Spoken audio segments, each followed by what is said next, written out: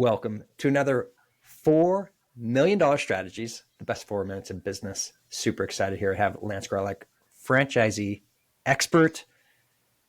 We're going to talk about today something very specific, which is one of the reasons why companies within franchises grow so much is because they have strong SOPs. If you are not a franchise, why do we need to apply SOPs anyways to help grow our business as well? Boy, that's that blueprint. Every business, I've done my own businesses I created from scratch, and I've done multiple franchises. And the hardest part is creating the systems and the procedures, walking through that vision, that plan, that roadmap, call it a blueprint, call it a playbook. How is this going to work? How are we going to do everything from customer acquisition to, if you're in the air conditioning business, what are we going to do differently? What is the follow-up cadence like? What is the upsell procedures to make sure we're, getting monthly maintenance plans for folks? If you're in the restaurant business, maybe there's catering. Maybe there's certain time factors that everybody needs to be trained on. So the bottom line is standard operating procedures. Everybody seems to say SOPs these days, and some people don't know, are the lifeblood of any business. But when you get into a great franchise, I had this conversation this morning with somebody. They said, what's the difference between a newer franchise and an older franchise? And I said, well, the older franchise, especially when you look in the disclosure document, the franchise disclosure document, might have amazing sales. An average franchisee does $4 million in revenue.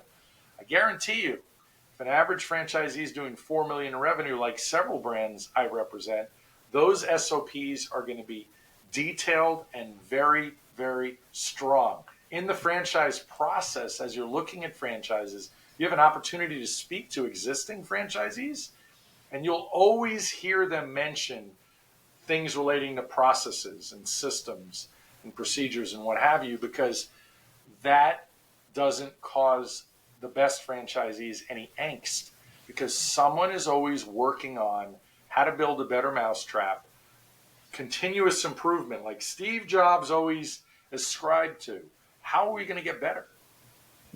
We always want to grow all the time, and having those procedures to build on and having great, successful franchisees that are hitting new sales records, we pick their brains and understand from a best practices standpoint, what are they doing that I can adopt and all of a sudden naturally become better?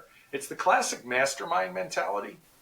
So when some people say to me, well, if I join a franchise fee, it's like a $40,000 franchise fee or $50 for that matter. I said, well, those masterminds that big personalities all over the internet run, there's a reason that those are successful, because when you get into those masterminds, you're rubbing elbows with people that are making a lot more money than you and are a lot more successful than you.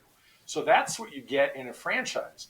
There's systems, procedures, best practices, and yes, SOPs, where you're going to learn things that you would never figure out on your own. And what's brilliant about this, once again, is what we talk about so commonly is increasing the value of your business. And if somebody comes in to evaluate your business and they don't see that you have SOPs in it, your value of your company is not going to be as high as it should be. By doing this, it gives you freedom and enables you to hire people more effectively and then actually create more profits, because you could start doing it repeatably as opposed to relying upon the person, right? You could have systems to drive the value of your business. So Lance, thank you so much on helping us to understand how SOPs can increase the value of our business. My pleasure.